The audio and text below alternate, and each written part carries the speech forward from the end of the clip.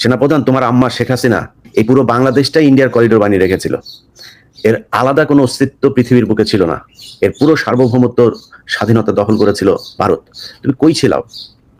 যেই জুলাই আগস্টে ছাত্রদের উপর নির্যাতন করা হয়েছে, যে দেশের মানুষের উপর গুলি করে, সেখানে অসংখ্য ভারতীয় লোকজন এসে তারপরে ট্রেনে করে বর্ডার পার হয়ে এসে কিলিং মিশনে অংশ নিয়ে তারা সুন্দরভাবে বাংলাদেশ পার হয়ে গিয়েছে। তুমি কোথায় ছিলা? তোমার ক্যান্টনমেন্টে বসে তারপরে আসিফ নজরুল্লাহ, তোমার অফিসাররা বসে সেনাবাহিনী, এই ভারতীয় সেনাবাহিনীর গোয়েন্দা সংস্থার লোকজনের সাথে বৈঠক করেছে। কোথায় ছিলা তুমি তখন?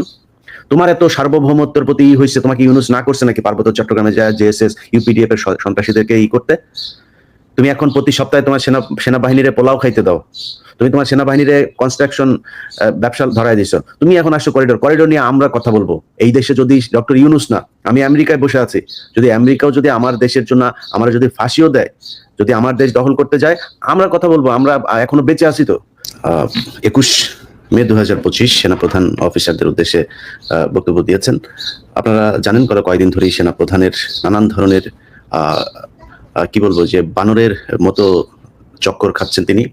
এই বাদদামি করতে করতে তিনি বেশ কিছু এটাকে বলা চলে যে রাষ্ট্রের যে আইন, সে আইনকেও লঙ্ঘন করছেন তিনি। তো তাকে মনে করতে হবে যে তার মতো কিছু কুলাঙ্গার, কিছু আওয়ামী সেনাবাহিনীর কথায় পুরো সেনাবাহিনী উঠবে বসবে না।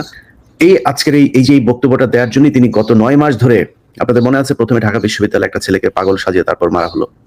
এরপরে সংঘবদ্ধভাবে আপনার ধর্ষণের ঘটনা ঘটলো।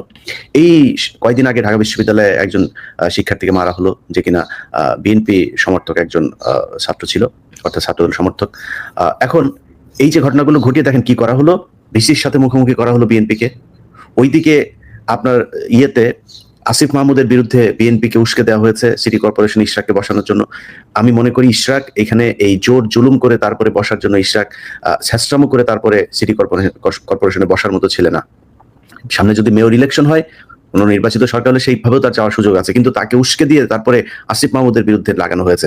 এই জায়গায় একটা বড় ভূমিকা পালন করেছে আসিফ নজরুল। আমি অনেক কিছু আপনাদেরকে কার কার সাথে কথা হয়েছে সেগুলো উল্লেখ করছি না, তবে এইটুকু আমি আমার এই তাদের সাথে কথা বলে যেটা দেখেছি যে আসিফ নজরুল দুই দিকে ঢোলের তিনি বাড়ি দিয়েছেন। এই পক্ষকে উত্তেজিত করেছেন, এই পক্ষকে বলেছেন তুমি এটা করো।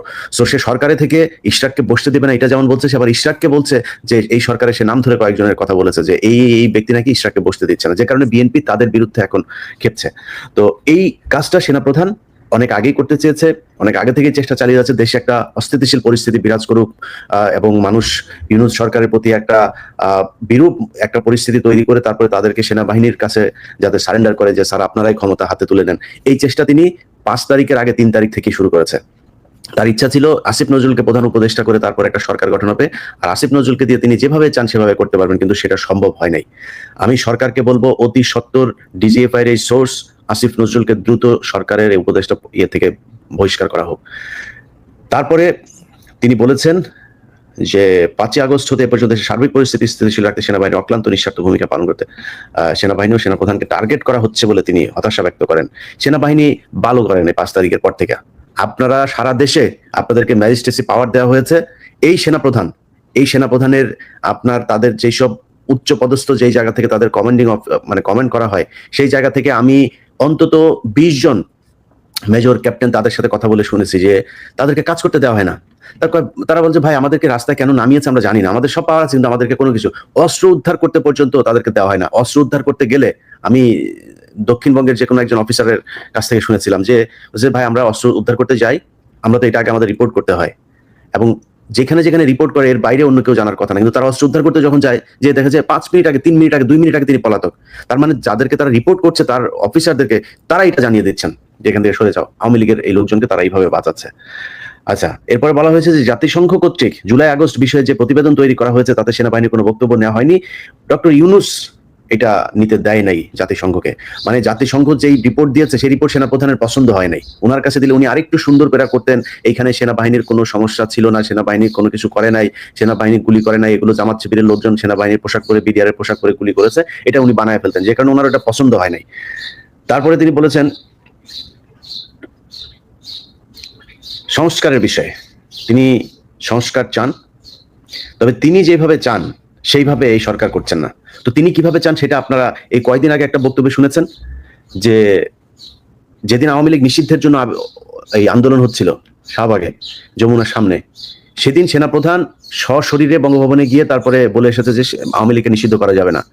ওয়াকারকে এটা জবাব দিতে হবে যে ওয়াকার আওয়ামী লীগকে নিষিদ্ধ না করার জন্য তার এত ইন্টারেস্ট কেন, এটা তাকে করতে হবে।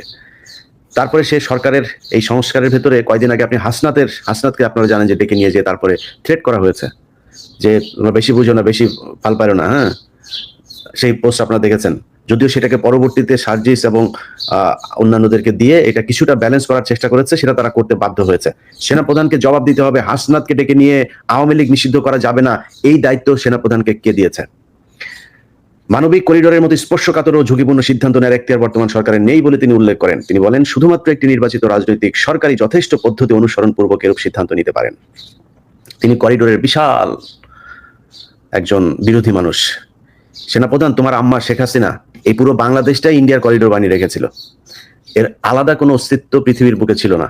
এর পুরো সার্বভৌমত্ব স্বাধীনতা দখল করেছিল ভারত। তুমি কই ছিলাও? যেই জুলাই আগস্টে ছাত্রদের উপর নির্যাতন করা হয়েছে, যে দেশের মানুষের উপর গুলি করে, সেখানে অসংখ্য ভারতীয় লোকজন এসে তারপরে ট্রেনে করে বর্ডার পার হয়ে এসে কিলিং মিশনে অংশ নিয়ে তারা সুন্দরভাবে বাংলাদেশ পার হয়ে গিয়েছে। তুমি কোথায় ছিলা? তোমার ক্যান্টনমেন্টে বসে তারপরে আসিফ নজরুল্লাহ তোমার অফিসাররা বসে সেনাবাহিনী, এই ভারতীয় সেনাবাহিনীর গোয়েন্দা সংস্থার লোকজনের সাথে বৈঠক করেছে। কোথায় ছিলা তুমি তখন? তোমার এত সার্বভৌমত্বের প্রতি হয়েছে, তোমাকে ইউনুস না করছে নাকি পার্বত্য চট্টগ্রামে যায় জেএসএস ইউপিডিএফ এর সন্ত্রাসীদেরকে করতে? তুমি এখন প্রতি সপ্তাহে তোমার সেনাবাহিনীরে পোলাও খাইতে দাও, তুমি তোমার সেনাবাহিনীরে কনস্ট্রাকশন ব্যবসা ধরাই দিচ্ছ। তুমি এখন আসো করিডোর নিয়ে আমরা কথা বলবো। এই দেশে যদি ডক্টর ইউনুস না, আমি আমেরিকায় বসে আছি, যদি আমেরিকাও যদি আমার দেশের জন্য আমরা যদি ফাঁসিও দেয়, যদি আমার দেশ দখল করতে যায়, আমরা কথা বলবো। আমরা এখনো বেঁচে আছি তো। তোমার মতো 2 নাম্বার টোকাই মার্কার দেশপ্রেমিক আমরা না তো। তুমি সারা বছর হাসিনার খায়া এই দেশের পুরো সার্বভৌমত্ব ভারতের হাতে দিয়ে তুমি করিডোর মারাইতে আসছো না। বাংলাদেশের বিমানবন্দর প্রতি বছর লোকসান, হাজার হাজার কোটি টাকা তাদেরকে দিতে হয়। তো তোমার আমি কেন দিব? বিদেশি কোম্পানি, আমি কোনো দেশ যদি নাকি আমি যদি টেন্ডার দেই, সেখানে বিদেশি বিভিন্ন কোম্পানি আসবে, সেই টেন্ডারে যারা পাবে তারা নেবে। আমার বন্দর ব্যবস্থাপনা এই সমস্যা, এটা যদি এই সমস্যা যদি এই জট যদি না হয়, এটার জন্য আমার বিদেশি কোনো কোম্পানি যদি নাকি করা হয়, করবে, সমস্যা কি? আপনি যদি বাংলাদেশ বিমানটা যদি এখন এমিরেটস এর কাছে যদি দিয়ে দেন, আর ভাই এমিরেটস এই দেশে যা এই বিমানবন্দরের যে পরিস্থিতি করবে, প্রতিটা মানুষ এটা সুফল ভোগ করবে। এখন কোন দেশ, কোন কোম্পানি, মানে দেশ মানে কোনো দেশ এসে আমার এটা দখল করে করবে, এটা আমি বিরোধিতা করবো, জীবন দিয়ে দিব এটার জন্য। কিন্তু আমার কোনো কোম্পানি, কোনো দেশের বিদেশি কোম্পানি এসে যদি এটার হ্যান্ডেলিং এর কাজ নেয়, এটার রক্ষণাবেক্ষণের কাজ নেয়, সমস্যা নাই তো। তুমি তো এতদিন ইন্ডিয়ার যে সুযোগ সুবিধা দিয়ে রাখছিল, ইন্ডিয়ান একটা জাহাজ যদি আসে তাহলে তাকে আগে খালাস করতে হবে, সে পরে আসলেও তার আগে দিতে হবে। তুমি তখন তো এটার বিরোধিতা করো নাই। তুমি পাহাড়েই করো না কেন? তোমার খাওয়ার জন্য নাকি এই ডিএইচএস আর এই ঢাকা শহরে অর্ধেক দখল করে তোমার খাওয়ার জন্য সেনাবাহিনী রাখছি নাকি আমরা? তুমি পাহাড়ে যাও, পাহাড় আগে দখল মুক্ত করো, এরপরে তুমি করিডোরের বিরুদ্ধে কথা বলতে এসো। ডক্টর ইউনুস আর সেনাপ্রধান কিংবা যে যাই বলুক, আমরা করিডোর বা কোনো বিদেশি কোনো সংস্থার কাছে কোনো কিছু দিতে হলে আমরা একজন মানুষকে বিশ্বাস করি, সেটা হচ্ছে বেগম খালেদা জিয়া। বেগম খালেদা জিয়ার মতামত নিয়ে যদি মনে করে যে না এটা ঠিক আছে, যেহেতু এটা নিয়ে একটা তৈরি হয়েছে, আমি নিজেও করিডোর সম্পর্কে কিছুই জানি না যে ইউনুস আসলে কোন শর্তে কাকে দিতে চাচ্ছে। ইউনুস যদি কোনো দেশের কোনো বিদেশি শক্তির হয়ে যদি কাজ করতে চায়, আর ভাই রাতারাতি ইউনুসের বিরুদ্ধে দাঁড়াবো আমরা। যেহেতু এটা নিয়ে একটা বিতর্ক তৈরি হয়েছে, আমি মনে করি এর মধ্যস্থকারী হিসেবে খালেদা জিয়াকে রাখা যাইতে পারে, এবং বেগম খালেদা জিয়া যেটা বলবে সেটাই হবে। একজন বিশ্বস্ত দেশপ্রেমিক, তিনি কোনোদিন এই দেশের বিরুদ্ধে যায় এমন কোনো কিছু করবে না। তো খালেদা জিয়াকে আনেন, এনে আপনারা বসে এটা কি করবেন সেটা সিদ্ধান্ত নেন। ওয়াকার এটার জন্য কষ্ট পাচ্ছে, সে লিখেছে এখানে যে there will be no corridor. এখানে সে এটার মানে কোট আনকোট একটা দিয়েছে এই লেখাটার ভিতরে, তিনি স্পষ্ট ভাবে বলেন, এটা লেখার আগে বলেছেন। যাই হোক, ওয়াকারের কাছে আমাদের দেশপ্রেমী, উনি ইন্ডিয়ান মাল, ইন্ডিয়া যাও, তোমার আম্মু ইন্ডিয়া গিয়েছে, ইন্ডিয়াতে যাও। আচ্ছা, এরপরেই বলেছে একইভাবে চট্টগ্রাম বন্দরের বিষয়ে কোনো সিদ্ধান্ত নেওয়ার এখতিয়ার এই সরকারের নেই। একের পর এক গার্মেন্টস ফ্যাক্টরি বন্ধ হয়ে যাচ্ছে উল্লেখ করে তিনি বলেন, এই বিষয়টি সরকারের কোনো ভূক্ষেপ নেই। তুই কি পাল ফালাস? তোর ডিজিএফআই সারাদিন আকাম করে এই গার্মেন্টস এর পোলাপানের কাছে যায় কাটি মারে এদেরকে করার জন্য। ওই বিভিন্ন কারখানাগুলো নষ্ট হয়ে যাওয়ার পেছনে তোর লোক দায়ী। তুই করছিস। ওই যে গাজীপুর এলাকায় এক ডিজিএফআই একটারে দিয়ে রাখছে, ব্রিগেডিয়ার জেনারেল একজন, এটা ছিল আত্মীয়, ওই সিলেটের ওই যে এক আছে না, ওই যে মাগুর একটা আছে না আপনার লন্ডনে পৌরসভার মেয়র বা কিছু একটা ছিল, তার আত্মীয়, তার সাথে ছবি টবিও আছে, আমার কাছে আছে ওগুলো, তারা নিয়ে এসে দিয়েছে। তো এরা তো সারাক্ষণ এই গুটিবাজি করে অস্থিরতা করে। এখন আজকে সে এখানে বলেছে যে এটা করছে। তোমার ম্যাজিস্ট্রেসি পাওয়ার দেওয়া হয়েছে, তুমি সরকারের পার্ট তো তুমিও, তোমার সরকার তো সেই দায়িত্ব দিয়েছে। তুই এখানে না যায়, তুই এখানে গুটিবাজি করে সারাদিন ভারতের সাথে, তোর বউর ফোন দিয়া তুই সারাদিন শেখ হাসিনার সাথে আলাপ মারিস কেন? তোর ওই জন্য তোর সেনাপ্রধান বানানো হয়েছে নাকি? তারপরে বলেছে যে গত 20 মে 2025 তারিখ রাতে অনুষ্ঠিত সভায় এর পূর্ব রাতে সেনা ভবনে কোনো গোপন সভা হয়েছিল কিনা এই বিষয়ে সরকার কর্তৃক জিজ্ঞাসিত হন বলে সেনাপ্রধান উল্লেখ করেন। মানে তো ওনাকে সেনাপ্রধান, এই রাষ্ট্রপ্রধান ডক্টর ইউনূস জিজ্ঞাসা করেছেন, সেনাপ্রধান যে কোনো সময় অর্পিত দায়িত্বের খাতিরে সভা আয়োজন করতে পারেন, তোমার যে কোনো সময় সরকার প্রধান জিজ্ঞাসাও করতে পারেন, তোমার এই আইন জানা উচিত। তারপরে খুব মজার একটা কথা তিনি বলেছেন যে গত 9 মাস ধরে সেনাপ্রধান হিসেবে অভিভাবকহীন হয়ে রয়েছেন বলে তিনি কয়েকবার উল্লেখ করেন। এ বিষয়ে তিনি বলেন যে তিনি একটি চাতক পাখির মতো একটি নির্বাচিত রাজনৈতিক সরকারের জন্য রাজনৈতিক নেতাদের দিকে তাকিয়ে আছেন। একটি নির্বাচিত সরকার সেনাবাহিনীর জন্য অভিভাবক হিসেবে দায়িত্ব পালন করবে। বাটপার, তোর সময়ে 2024 সালে নির্বাচন হয়েছে না? চাতক পাখির মতো এই পলিটিক্যাল দলের দিকে তাকায়াছিলি? তুই তো তাকায়াছিলি তোর আম্মার দিকে। তখন তুই খালেদা জিয়ার বাসায় যে তুই দৌড়ায় গেলি, বাটপাড়ির রাজনীতি মারাও, এই রাজনীতি আমরা বুঝি না। তুই খালেদা জিয়ার বাসায় গিয়ে খালেদা জিয়ার সাথে এখন প্রীতি, তোর তো প্রীতি না করে উপায় নাই, তুই এই জন্য খালেদা জিয়ার বাসায় গেছিস। 24-এর আগে কেন গেলি না? 24-এর আগে যায় খালেদা জিয়ারে কেন করলি না যে আপা ম্যাডাম আপনাকে লাগবে আমাদের? তারেক রহমানের ফোন করছিলি? বিএনপির কোন নেতারা ফোন করছিলি? তোর মা যা বলেছে তুই সেভাবে 2024 সালে নির্বাচন করে দিয়েছিস। এই দেশের মানুষ তোদের দিকে চাতক পাখির মতো তাকায় ছিল। তোরা কিছু করছিস এই দেশের মানুষের জন্য? তুই তো সেই বাটপার যে কিনা সেনাবাহিনীকে বলেছিলি যে সেনাবাহিনীর এই কি বলে অস্ত্র দিয়েছে সরকারকে রক্ষা করতে হবে, এই কথা বলছিলি না তুই? তোর এই রেকর্ডটা করে আমরা পাওয়ার চেষ্টা করতেছি, পাবো কিনা জানি না, পেয়ে যাইতেও পারি। তুই যে 3 তারিখ 2 তারিখ কি আদেশ দিয়েছিলি এসব আমরা জানবো। তুই যখন কিনা এই ব্ল্যাক আউট করে পোলাপান্ডা যে হত্যা করা হইলো, তুই কই ছিলি তখন?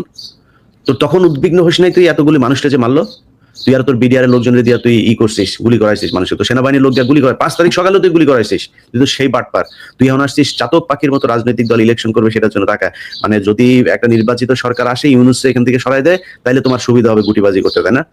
এই জন্য এখন নির্বাচিত সরকারের তাড়াতাড়ি আনার জন্য চেষ্টা পায়তারা করতেছো, সব লোকজনের কিনে নিয়ে এখন তাদেরকে দিয়েই করতেছো। এগুলি আমরা খুব ভালো করে বুঝি। যাই হোক প্রিয় দর্শক, এরকম লম্বা বিশাল ফিরিস্তি আছে। আমি আপনাদের সামনে বিষয়টা খুব জরুরি, এই জন্য দ্রুত জানানোর চেষ্টা করলাম। বাংলাদেশের মানুষকে সজাগ থাকতে হবে, বিশেষ করে বিএনপির ভাইদের কাছে অনুরোধ।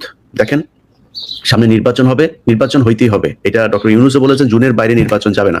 আপনাদেরকে এই সেনাবাহিনীর এই ডিজিএফআই এরাই নানান ধরনের কথাবার্তা বলে আপনাদেরকে উদ্বিগ্ন করার চেষ্টা করবে, আপনাদেরকে একটা সিদ্ধান্তহীনতার ভিতরে নিয়ে যাওয়ার চেষ্টা করবে।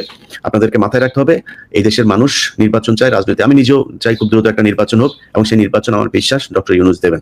এবং ডক্টর ইউনূস এমন কোনো জিনিস করে যেতে পারবে না যেটা বাংলাদেশের সরকার চায় না। আপনারা তাদের সাথে আলোচনা করুন, কিন্তু এই সেনাপ্রধানকে আপনাদের বুঝতে হবে যে হচ্ছে ইন্ডিয়ান মাল, আওয়ামী লীগের মাল। এই আওয়ামী লীগের মালের কথাবার্তা শুনে আপনারা সরকারের বিরুদ্ধে কোনো ধরনের উস্কানিমূলক বক্তব্য কার্যক্রম কোনো কিছু করবেন না, এটা আমাদের প্রত্যাশা। ছাত্র ভাইদেরকে বলবো, ভাই দেখেন আপনাদের হাতে এখনো সময় আছে, আপনাদেরকে প্রমাণ করতে হবে যে আপনারা আসলে দেশপ্রেমিক।